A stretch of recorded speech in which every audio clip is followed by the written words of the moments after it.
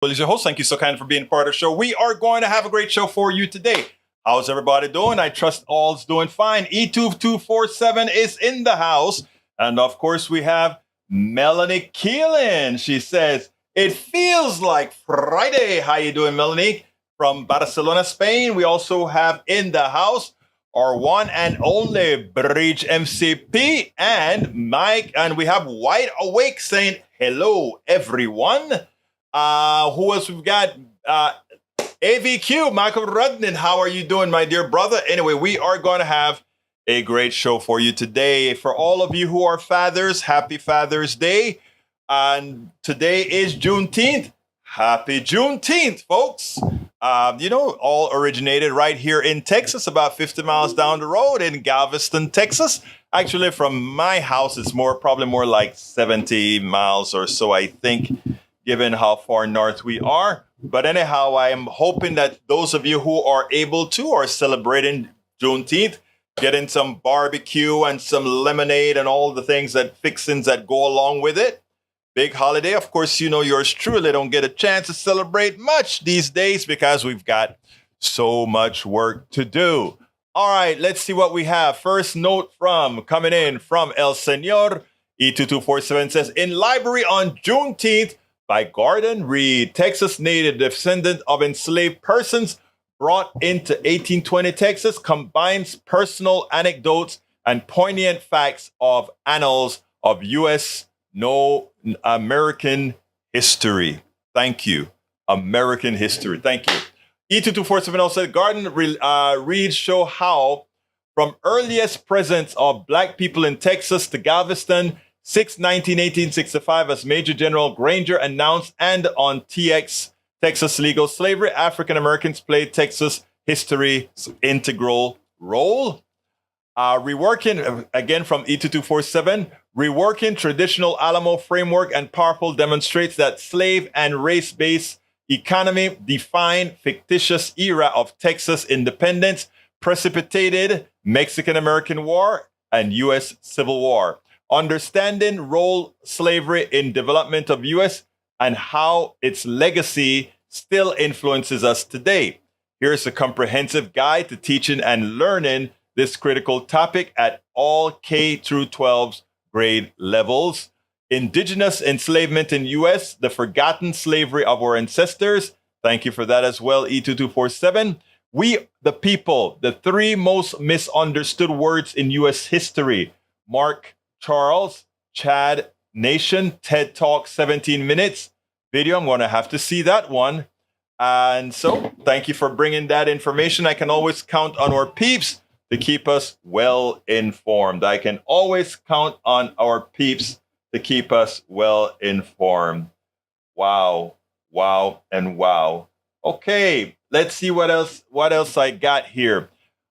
Okay, Eric Hay says, student loans are coming due after a 3-year pause put in place during the pandemic. Federal student loans will start accruing interest again on September 1st, and payments will resume in October. Borrowers should not expect another payment pause extension from the White House, since the latest repayment timeline is now provisioned in the debt ceiling deal approved by Congress. Of course, the Republicans are starting to raise hell and are starting to bust the debt ceiling by wanting to give yet another tax cut to rich people. So who is going to bust the agreement first? We are going to see if we're going to give relief to students in need, or we're going to give relief to the people who have been abusing the people of the United States, the wealthy who the people work for at a pittance. We'll see. Who do you have more feelings for, Mr. Hayes? Who do you have more support for, Mr. Hayes? Who do you support? Those people that are out there actually doing the work or getting ready to do the work, or those people who are living off of the work and intellect of others? Seems to me like you need to kind of reorganize your mind in certain ways, my brother. All right, let's see what else we've got here. Bridge MCP says, took slaves in Texas 2.5 years to get the news. Yes, it did. James W. Lechmere led the 25 May 1774 petition for freedom to General and Governor George, His Majesty's Court? Is that count? I don't understand that. Okay. All right. Eric Hayes says, your buddy is bowing out. Amanda Edwards. Yes, she's going to run for Sheila Jackson's Lee place in case Sheila Jackson Lee doesn't win the mayorship of Houston. Well, as it turns out, now that Amanda Edwards is out, I believe Sheila Jackson Lee is the only woman in the race. And as such, I may have to declare, I am not declaring it right now, but I'm likely to be supporting Sheila Jackson Lee. I think she has earned the support of Houstonians, but we'll see. We'll see. Continuing, we have Michael Rudden says one could make an argument that slavery never ended and exists now in two forms. Slavery by mass incorporations, you get it, brother, and antiseptic wage slavery. That's what I call it, antiseptic slavery. Better things to report. So, or rather, right, antiseptic slavery. Of course, one is harsher than the other, but that other is unbelievably widespread.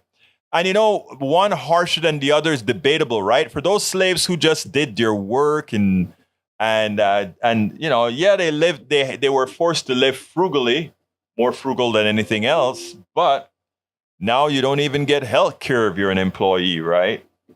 So anyhow, Eric Hayes says, no feelings, just economic issues, no emotions there. Well, to be human is to have emotions. And if you're a human without emotions, it concerns me, right? Because I want to have emotions towards my fellow human beings. That emotion is what allows me, when I see somebody who breaks a leg, irrespective of them having insurance or not, for me to fight for them to make sure they're healed. Having emotion means when I look on the TV and I see my brothers and sisters in Appalachias, the ghetto, or the barrios having an issue, I feel for them. Having students who've been conned into loans, bad loans for a job that likely will be unable to pay back those loans, I do feel empathetic towards them. Yeah, I do. I have feelings. Yes, I feel for my fellow human being, whomever they are. So yes, my brother, feelings, call me guilty, but feelings. Well, it turns out that the former AG, Egberto, that one harsher than the other. The 2 million in prison are suffering harsher than the 100+ million subsisting with poverty. Oh, okay. I thought you meant the other one, but you're so right about that, brother Rudnan. So, yes, sir. All right. AG, the AG of the United States, Attorney General Barr, and the former Defense Secretary, El Señor Esper, they really gave it to Trump this week. It's about, I think they're really trying to get Trump out. But Trump will never leave the race. He has to continue. We can talk about student loans with Eric. Same as bonds. I know. It's sort of that, well, I won't use the word. But anyhow, let's go ahead and listen to the former Attorney General and the former Secretary of Defense on Donald Trump. I think you'll find it quite interesting. Check this out. Bill Barr, the AG, the Attorney General for Donald Trump, and Mark Esper, his Defense Secretary, they came out on the attack. And the question is, these guys are fearful that just maybe this guy could win again. Otherwise, this concerted effort to really bring this guy down would not have been realized. But they're doing so far a great job. Where the hell have they been before? This stuff is stuff that's been known from this guy, from before this guy ever came into power in 2016. But just now, the Republican parties of B have noticed that, well, this guy wasn't only a distraction. He could actually cause damage. Check this out, and then we'll take it on the other side. This is not a circumstance where he's the victim or this is government overreach. He provoked this whole problem himself. Yes, he's been the victim of unfair witch hunts in the past, But that doesn't obviate the fact that he's also a fundamentally flawed person who engages in reckless conduct and that leads to situations, calamitous situations like this, which are very destructive and hurt any political cause he's associated with. And this was a case that entirely of his own making. How strong is the special counsel's case on obstruction specifically?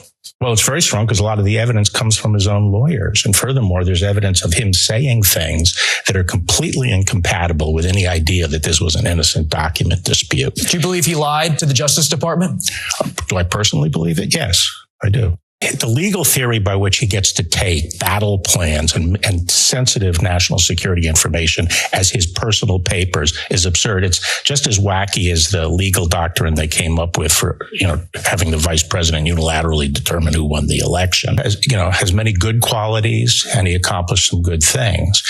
But the fact of the matter is, he is a consummate narcissist and he constantly engages in reckless conduct that puts his political followers at risk and the conservative and Republican agenda at risk. He will always put his own interests and gratifying his own ego ahead of everything else, including the country's interests. There's no question about it. This is a perfect example of that. He's like a defiant 9-year-old kid who's always pushing the glass toward the edge of the table, defying his parents to stop him from doing it. It's a means of self-assertion and exerting his dominance over other people.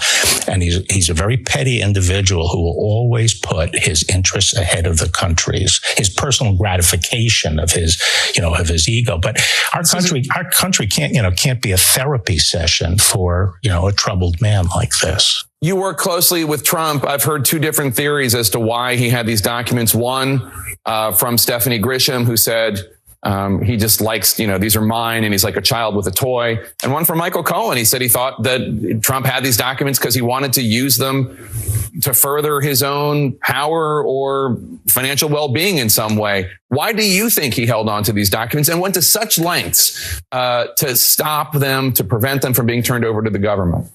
Yeah, look, I think both theories could be true and likely are true to some extent.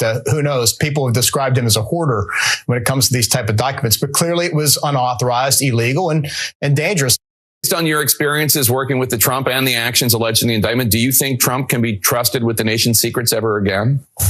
Well, based on his actions, again, if proven true under the indictment by the special counsel, no. I mean, it's just irresponsible action that places our service members at risk, places our nation's security at risk. You understand the seriousness of this better than I do. Why is it a risk to the nation's security to have these documents lying around at Mar-a-Lago?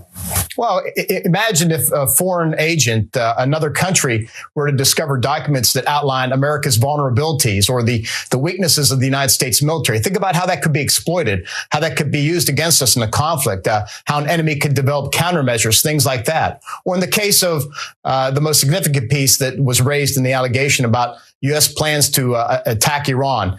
Think about how that affects our readiness, our ability to prosecute an attack if indeed we know that Iran eventually develops a nuclear weapon and we need to act on it. I mean, those things affect our ability to effectively execute policy, and it could also affect, the lives of our military members who are sent forward to do such type of operation. So I'm quite concerned about this. These are very serious allegations and need to be taken seriously by everybody involved. Once again, where were you, Bill Barr? Where were you, Mark Esper, when it was time to really talk about this guy during his administration to ensure that he got impeached before he could have done the amount of damage that he likely has done to the security of the country? Where were you? Maybe you're making amends right now, but you know what? For what you've done before, I tell you what, you still have a whole lot of atonement for this entire country. Absolutely so. Hey, Mike, I see that you put out there still talking about Trump. Let me tell you, we're gonna we have to keep him in the news with all his ill doings and all the Republicans that are going out there finally and talking about it. You know, it's sort of what we do with our brother here, Mike Cisak, puts him in a panic, realizing, oh my God, I was following the wrong guy. Oh my God, he really lied to us. Of course, they won't admit it, but deep in their hearts, they know that this guy was a clear and present danger. Deep in their hearts, they know that this guy screwed them, but they have to try to make and hope that they could find something on Biden. Look, I'm not a Biden fan, but my God, just about any person walking the planet on Earth, any politician walking the planet, it cares more about this country than Donald Trump, who likely wanted all that stuff to sell to the whom. Let's see, 2247 say, Berta, come on, man. They're both trying to clean off themselves in hope they don't get indicted too. I hear you, man. Actually, you know what? Guess what? Brother E2247, you may actually be right. Welcome aboard as well, our dear, beautiful Yvette Avery Herod and Peggy Lopez, who just made it in as far as I have seen. Mike Cisak, welcome to you as well, sir. Michael Rodnan says, I swear the conservatives in our nation are grasping at whataboutism, not realizing that what Trump is facing is a criminal matter, not a political one. In a court of law, whataboutism is an admission of guilt. Bridge MCP has one for the screen, and I am scared to see what she has this time, but she has something that I must read, evidently. And it goes like this as I put it on the screen. He would have thrown on a dress if he was on the Titanic. That's a picture for those of you who are listening on the podcast. It's a picture of Donald Trump sitting down in the White House with a yellow imprint says, or rather, yellow caption saying, he would have thrown on a dress if he was on the Titanic. In other words, he would have tried to get off that ship. Forget about the women. Forget about anything else. It's about me, me, me, me. Good one, Bridge MCP. Good one. Let's see what else we got here. Maybe 5 more indictments to unleash just with Smith. Actually, Jack Smith has, I think, one for January 6th and one for what he's done in Jersey.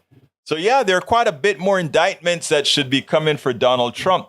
We've been welcome aboard, Alistair Waters. We've been telling all our conservatives that continue to believe in Trump, that his day was coming. And not only his day was coming, that eventually they would turn on Trump when they realized that he was no longer the horse that carries them. And he's doing exactly that. He's about to fall nice and flat on his face. Let's see who else we got in the house. Oh, I like the one that says, another pun that Bridge MCP put in there that says, Trump 20 to 24. And we don't mean 2024. We mean 20 to 24 years in prison. And you know what? That is where this guy belongs, in prison. This is a guy that hurt a lot of people.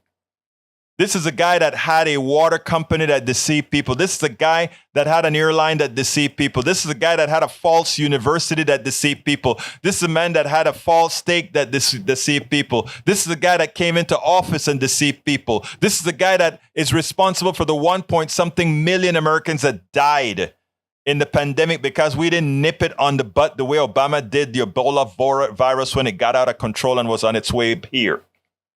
We should have had armies of people around the world protecting the ports with quarantine materials. We should have had our people protected. The science was clear. Even if we didn't have a vaccine, even if we didn't have these items, the science was clear that if we had Americans doing what they did in many countries around the world who still don't have vaccines, but survived the pandemic by simply following the cleanliness protocols of masks, etc., etc. If we had just listened to our own science that was done in Kansas, where one county that masked compared to one county that went unmasked showed a difference in infection rates that was extraordinary. But no, Trump chose to kill people for his vanity. And for that, he should pay dearly. for allowing, for not taking the lead. He should have been on Fox News and Newsmax and OAN and saying, look, I've got to save my people, the people of the United States. But this chicken piece of you know what, my dear friends, and you know I don't speak like this on air, but this piece of crap that we had for a president got a lot of Americans killed. And unfortunately, a lot of those he got killed were those who believed in him. Our brothers and sisters who believed in him. He might as well had a gun to their brains because he killed them. That's that man that Bridge MCP has on the screen right now.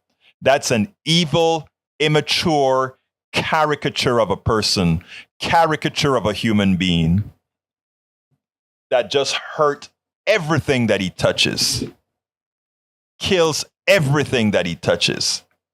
And to think there are still Americans that are susceptible to his evil just shows what hate can find you, what hate can do to you. Because to support a guy like this just because you have a hate for others is a defect. Is a defect that needs a solution. Michael says, we're still talking about Trump. He's dead to rights on will retention. Oh, I read that already. Let's get some more stuff down here. I scrolled up. That's the problem. All right, let's see what else we've got here. Egberto Willis for the screen. I think that's the one I have on the screen already. Yeah, that's the one I have on the screen. I just scrolled up and lost my position in all the emails or all the text.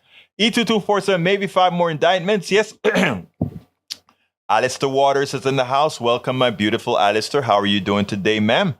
Let's see. Thought we are on the Titanic now. Eric Hayes. No, we're not. All right. What else have we got here? Brit says, Biden family, seriously, one more screen face, please. Okay. Just because you want it, you got it. Oh, wow. That's a beautiful one. There we go. Jared got $2 billion. Where is my cut? That is so funny. That is so funny. I love that meme. Check it out, guys. It's on the screen. We got also Alistair says Trump is dressing up as we speak. Peggy Lopez says Trump is the horse carrying the GOP to the final destination. The end. Barr, Epps, Zinke, and others got. Let's see. God knows who are all potential indictments yet to be unleashed. Alistair Waters says, let's not forget how he's a perpetrator of espionage. Absolutely so. AVQ says, Peggy, yep, Trump's likely to take the Republican Party down with him, especially as they can't shake Trump off before the primary. Mike Cisak says, Biden family has a long history of receiving bribery. And of course, he gets his information from Fox News, OAN, and Newsmax. So you know how far to take that. Egberto Bridge had one more for the screen. I think I put it on the screen already, sir. And let's see what else we have here before I go to the next video. We have thanks for putting the meme on the screen from Michael Rodnan. All right, let's go ahead and play the second video of the day. It's going to be about the President Obama and Tim Scott. Tim Scott, that poor person, doesn't know American history sufficient to understand. So maybe Obama schooling him would do the job. Unfortunately, I doubt it, but check it out. Tim Scott would have you believe that anybody in America who complains about racism or all the other isms that hold back people, not necessarily on an individual basis, but in a more systemic manner, that somehow that is just a progressive or democratic imagination. We all have equal to success in his book. After all, look at Tim Scott. He was able to get to the Congress and then to the Senate. Look at Barack Obama. He was able to become the president of the United States. So therefore, all things are great now. But he forgets. He forgets that people can see. He forgets that people can count. He forgets that we can see people's bank accounts. We can see how the different parts of this society gets ahead or not. I want you to listen to what he had to say when he decided to run as a Republican candidate, and then we'll take it on the other side. And for those of you who wonder if it's possible for a broken kid in a broken home to rise beyond their circumstances, the answer is yes. And for those of you who wonder if America is a racist country, take a look at how people come together. All of God's people come together. We live in the land of opportunity. We live in the land where it is absolutely possible for a kid raised in poverty, in a single-parent household, in a small apartment, to one day serve in the people's house, and maybe even the White House.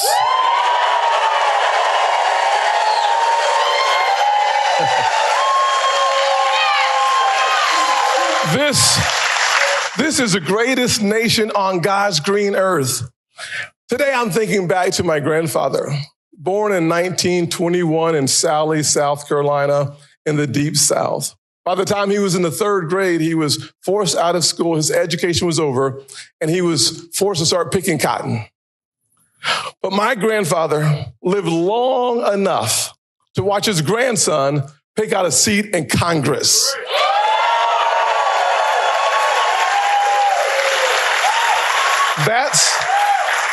That's the evolution of the country we live in. My family went from cotton to Congress in his lifetime. And it was only possible because my grandfather had a stubborn faith. Faith in God, faith in himself, and faith in what America would be. He looked beyond the pain of his present, and he saw the promise of his future. That black man who struggled through the Jim Crow South believed then what some doubt now in the goodness of America.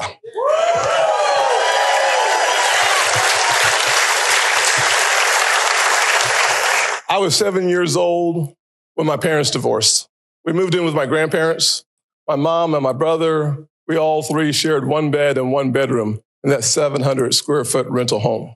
But my grandfather said to me, son, you can be bitter or you can be better, but you can't be both. You see, he chose patriotism over pity. He focused on the windshield of his life and not on the rearview mirror. And today, I'm living proof that America is the land of opportunity and not a land of oppression. Well, everything for Tim Scott is red, white, and blue. Great church and Christians. If you just believe in God, work hard, and forget about all the inequities in society, all the drawbacks that you have to fulfill to catch up. If you forget about all of that, things will just be fine. But you know what? Obama responded. Obama thinks differently. And I think we should take a listen to what he has to say. It was in one of the most cogent, a perfect way of saying it. Let's listen to Obama and then take it on the other side. I'm not being cynical about Tim Scott individually. I am maybe suggesting that the rhetoric of can't we all get along? And the quotes you made about, from my speech in 2004 about there's a United States of America, that has to be undergirded with an honest accounting of our past and our present. There may come a time where there's somebody in the Republican Party that is more serious about actually addressing some of the deep inequality that still exists in our society that tracks race and is a consequence of our racial history. And if that happens, I think that would be fantastic. I haven't yet seen it. Now, what is important for us to realize is that folks like Tim Scott, in other words, a black person pretty much given permission for the status quo. So because he's made it, to forget all of those who systemically cannot make it, or that poor person in Appalachia who is going and working very hard. He's going into the coal mines and he's happy to have that great job in the coal mine. And he gives that rich overlord a pass because I work very hard and he pays me. He pays me for my work. And if I work hard enough, you just may be nothing. It is systemic. Those people who give the wealthy, who give those who wrong others an opportunity to do so by assuming or by telling other people that, guess what, folks? I made it. I just worked a little bit harder. You can too. You're creating an excuse for the status quo that harms us all. Until we figure that out, understand who is the enemy, understand that it's just a very select few that's really creating the problems in society, things would never change. People like Tim Scott, people like that poor person who allows themselves to be used as a pawn of the system, they are more dangerous than the wealthy people who do wrong themselves. They are worse than any treasonous or any traitor could possibly be. All right, folks. Yeah, Bridge is right. 22 watching. Can we get some likes and some shares out there? But that is 22 on YouTube. There are more on the other networks as well. But here's what I'd like to ask you to do. You know, I'm friendly with everybody. I believe in real equality and equity, all of those things. And many have looked at some of the things that I've done, etc., and uses it as an excuse that, hey, look, you did this or you did that, and try to use it as a template to why don't everybody else do that? Some people in our population don't have to go through that template, right? Tim Scott is really the scourge of the earth. Because Tim Scott, in standing up to a mostly white audience, and I'm going to tell you, most of these people are good people, and I am serious about that. But to not acknowledge that that race plays to today a major part in your success and your ability to move on. Not because there's an Oprah, not because there's a Beyonce, not because in my life before I went to doing full activism, I had a company that did very well in those days. Does it mean that most don't have a hell of a climb? I tell you this, and I hope you... There are a lot of things that I could say, right? But I don't want it to sound self-serving. But I tell you something.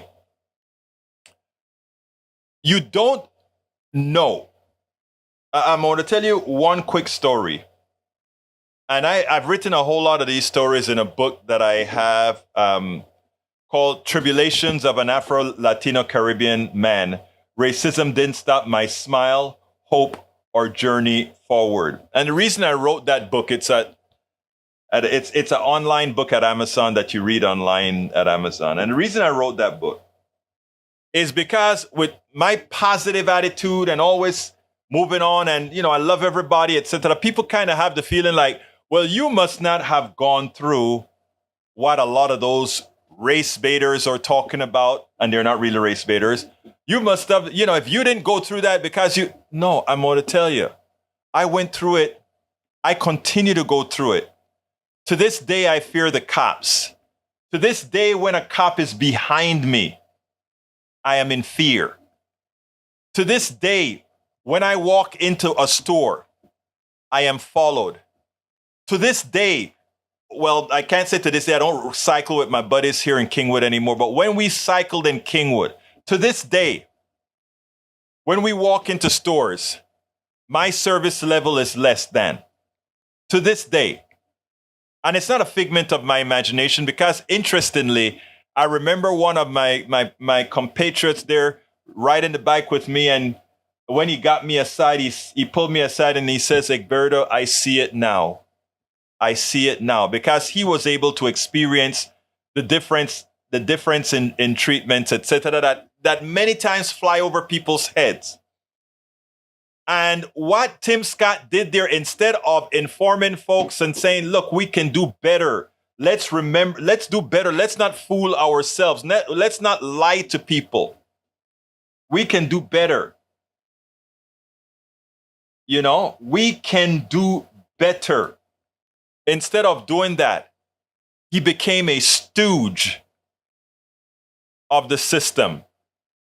Again, like I said, not because many don't say it or don't talk about it, mean it's not there. Anybody interested in seeing, but let me tell you this quick story. I want to tell you this quick story. When I just got out of college, and I think it's in my book, when I just got out of college, I had a job in New Iberia, Louisiana. I had turned down 4 other jobs at Amadol and a couple other companies. And I got this job as a mechanical engineer, including I gave up one at Frito-Lay as well. People always talk about, did you go engineer the potato chips? No, the most complicated equipments are found in these places that make chips and all these things. But anyway, I turned that job down and I took the job at NL Industries. They were a login company. So I was supposed to sit in a truck at the computer well, throw the tool down in the well and figure out where at what layers there was oil, and explode the caps on that. So I was going to be an operator doing that kind of a work. And so anyway, they did an X-ray and did our physicals and all of that. And I have a metal rod about 1 foot long on my spine. And for some reason, when they saw that, they said, oh, we can't hire you after all. I've turned down these jobs and now I've moved. I'm on my last credit card, my Exxon card. That's all I had left. Those were when you could use the Exxon cards to buy stuff with. That's all I was left with. And I'm in New Iberia, Louisiana, without a job because they said, after all, after hiring me, I couldn't. Now I go ahead and they ship me to Houston and say, let's see if we can find you a position in Houston. So I drive to Houston from New Iberia, Louisiana. They put me up on the campus at NL Industries. And I go for an interview with Pat. Her name is Pat. I won't use the last name because I don't want to, But anyway, so she interviews me and she gives me, it is evident this woman likes what she's hearing. It is evident that she liked my work ethic, etc. And she wants to hire me. It turns out I got a break. The job was for a master's in computer science, and I had a bachelor's in mechanical engineering with a sub in computer programming. I did patch paneling, programming, and all that kind of stuff. And this was, so she wants to hire me. So the vice president of the unit calls me into his office, and he sits me down. And I'm this green kid. I am this green kid out of Panama, just completed my 4-year college degrees, just became a U.S. resident, and I'm going for an interview. Interview went great. Pat was a great woman. My best boss, bar none. Even though she kind of betrayed me in a little spot, but I can understand women in the oil industry had to do that. And then the vice president drags me to his office and he says, I don't know why Pat likes you, but she does. And she thinks you can do the job. And he said, but if you don't get this job done in 6 months, you are out of here. And I don't want to hear a damn thing about affirmative action. And we are locked in this room, this 22-year-old kid, locked in the room with the VP of this unit at NL. And that's what he tells me. And I am shaking now. You know, I'm like, wow, what an introduction to a job. I got a job with the company elsewhere, and that is what he tells me. You know? So I got in there and I worked my butt off, and I finished this 6-month project in 2 months. It was a login system based on the PDP-11 computer system done in assembly language. And I got the job done in 2 months. My boss, Pat, came into my cubicle and she said, you don't have to worry about what that idiot said. You are here, man. Job was done. But the issue is, that presence there that is the kind of positions that many of us are placed into. You think it's easy. We have a smile on our face, but what goes on behind the scenes many a time breaks a lot of people. It breaks a lot of people, and it's an extra burden many don't have to go through. So when Tim Scott goes out there and he tells a whole group of a mostly white audience that really doesn't have the experience to understand or see the reality of what occurs in corporate America, the reality of what occurs in America in general, because a lot of them, like I said, are good people, but the bad apple spoils the bunch. They don't see it. I wrote about it. I can tell you,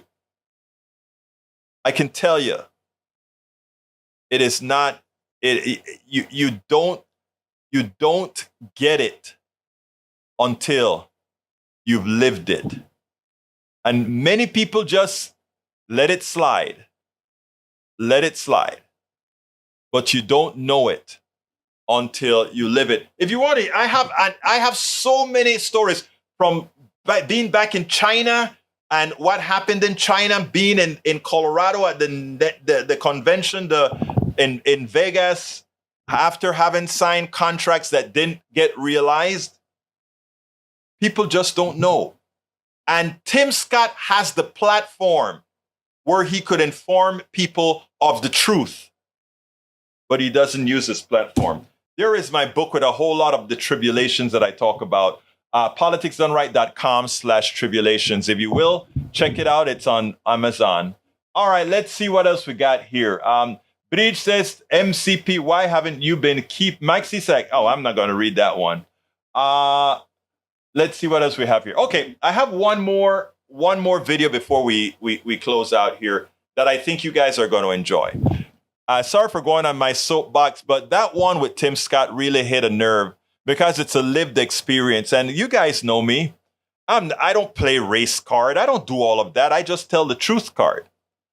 Let's go ahead and listen to Gavin Newsom, something that I hope more progressives and Democrats would do. Check this out. I continue to admire how Gavin Newsom took care of Hannity. If you take a look at Hannity, continues to try to have Gavin Newsom play on his turf. But what Gavin Newsom did is, because he had the numbers at the tip of his tongue, because he was well prepared for the interview, he was able to keep Hannity on his heels. I want you to watch this, and this should be a perfect way for Democrats, for progressives, whenever they go into the lion's dens. Check this out. We'll take it on the other side.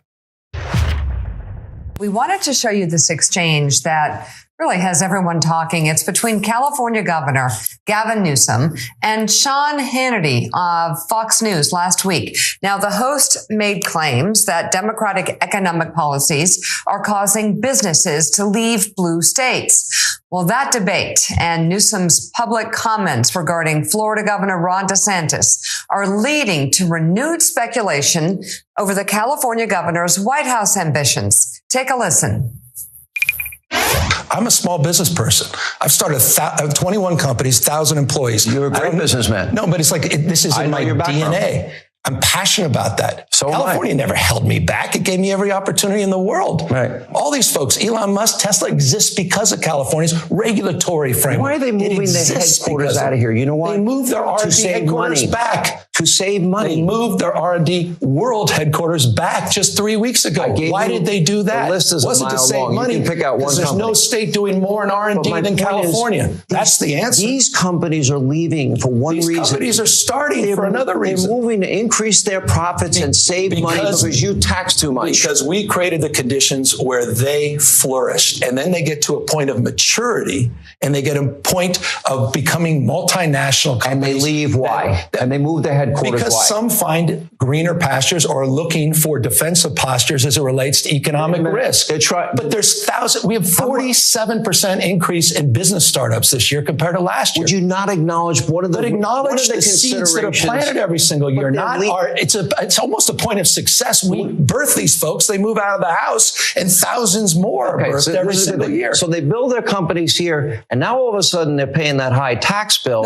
So they move their headquarters away. No, jeez. I mean, by the way, do you support the idea? This is the honest way to be the fourth largest economy in the world. What are you arguing for? Mississippi's economic policy? Is that literally that's what you're arguing for? If I wanted the great the Kansas policy, it was a debacle. No economic growth. 71% of the GDP in America are blue counties. I would 71% of the GDP in America are blue counties. Progressive policies. Okay, that are paying high taxes and 71% of the country's wealth. 7 of the top 10 dependent states. Let's say you're right. States. Let's say you. No, we're subsidizing your states, Sean. They are. I mean, that's there was so much more to this. No, it was. But, you know, the argument that Sean was making is an argument that conservatives would make. I mean, I think taxes are too high in California. I think they're too high in New York. I think they're too high in Illinois. I know a lot of people that want to move out of those states. At the same time, you don't get a level of services if you move out of those states. And the numbers, you just can't debate the numbers. Was that great or what? He kept Hannity completely off guard. And that is what you have to do because these guys only work with catchphrases. They only work with things that aren't necessary. Even if they're not absolutely false, they're not said in the right context. The way Gavin Newsom handled Hannity is the way every single right winger should be handled because we have to remember, in general, they are wrong. In general, they are lying. In generally, they do not have the facts, logic, or anything else on their side. Absolutely so. Anyway, Peggy Lopez, you're absolutely right. Let me tell you another quick story. At Daily Kos, I wrote an article. Remember, Obama won the presidency in 2008, running again. And by the way, in the primaries, Hillary Clinton lost. Now, I wrote an article at Daily Kos that I said sexism. I think I only said sexism, but I really meant sexism and misogyny has been much tougher than racism because all races have a tendency to practice both sexism and racism. And I said, let's even look at the Democratic primary. Look, Obama is a great guy. But Hillary Clinton was really the experienced one. If you're going to base it on experience, you'd have picked Hillary Clinton, right? But Obama superseded. And look, not to say Obama is a special cat, right? Yeah, he's special. But the truth of the matter is, I've always thought that he made it before his time. And I've always thought that Hillary Clinton as a woman, yes, a lot of people don't like her, but as a woman, I was very, in the writings that I made it really clear that, in my opinion, gender is much more pervasive than race. But that said, you have to understand how gender, because remember, a lot of women are the reasons Donald Trump is president, right? And there are other complications when it comes to race as well. But I take your point. I've written about your point, Peggy. So I want you to know that I do understand that concept as a male, as a person who worked with the folks who were trying to pass HERO in Houston against black ministers who were instrumental in its defeat. I understand it very, very well. All right. I want to also mention something that I saw from Alistair Waters. It says, in today's climate, it is no longer enough to not be racist. It's not enough to say I'm not racist. You actually need to be anti-racist. And that is a very true statement from Alistair Waters. Because right now, the type of racism we have right now is a very complex form. And believe it or not, it's a more dangerous form. Because especially of people like Tim Scott, right? Tim Scott will get a pass when they know who Tim Scott is. But otherwise, you know what happens. Tim Scott should be ashamed of himself. And Obama did a good job in calling him out as he should. Anyway, we are coming close to the end of the show. I want everybody, thank you for having been here, Senor Rodnin. I see that you're leaving to go with family. Did I miss anybody? Did I miss calling out anybody? I will look at some of the things that I wasn't able to read later on. Please support our program. Best way to support our program is to go to politicsdoneright.com/support. politicsdoneright.com/support. Roberto Luis, mi hermano favorito. Come on in. For those of you who want to support our trip to Chicago, here is the link on the screen. It is, and I said I was going to make a pseudo link for it, but here it is on the screen, and I think it's going to be expiring pretty soon. I need to go ahead and update it to extend the date. But again, anybody who supports this, for the people who support us at any level, you will be a co-producer and sponsor on every video that we put out there. It'll be in the scroll of the video. Anybody who supports our trip to Chicago, everybody gets that. Anybody who donates $35, the first 20 of you that donate $35 will get a copy of It's Worth It, How to Talk to Your Right-Wing Relative Friends and Neighbors, as well as a sticker, a Politics Done Right sticker. Those who give $100 or more will get everything the others get, as well as a page on our Politics Done Right site that can point to anything. You can give a message. There are people who already do that for other things that they've done for Politics Done Right before. For those who give $200 or more, they get the polo shirt. They get everything that the others get. And what else did we get for the $200? Everything else the other folks get as well as a page, etc., etc. Please support however you can. And I don't think I have the link on the screen. Let me put it on the screen. I always forget to do that. But that is how our setup will look in Chicago, same way that it looked in Pittsburgh last year. And you guys also sponsored Pittsburgh. And here is the actual donation. It ended. I got to go update that. I will go over. Let's see if it still takes donations. It looked like it's not taken anymore. I will update the link and fix that so that we can actually. We didn't make the quota, but I'll go ahead and fix that and put a new link up to the link here. I didn't realize it expired. All right. Anyhow, we got to get out of here. My name is Egberto. Hey, Bridge MCP, thank you so kindly for that super chat.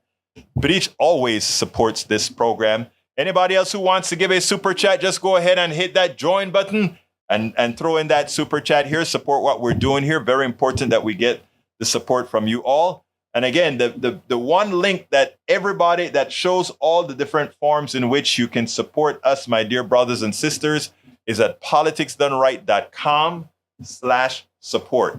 politicsdoneright.com/support. Anyway, got to get out of here. My name is Egberto Willies. This is Politics Done Right.